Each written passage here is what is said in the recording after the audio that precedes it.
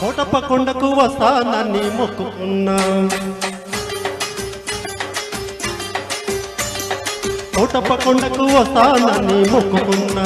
ఆరు బయట ఎండలు సరుగు తోట నీడలు కనిపిల్ల కనిపిస్తే కన్ను కన్ను కలిపేస్తే నూట కట్టెకాయ కొడతానని కోటప్ప కొండకు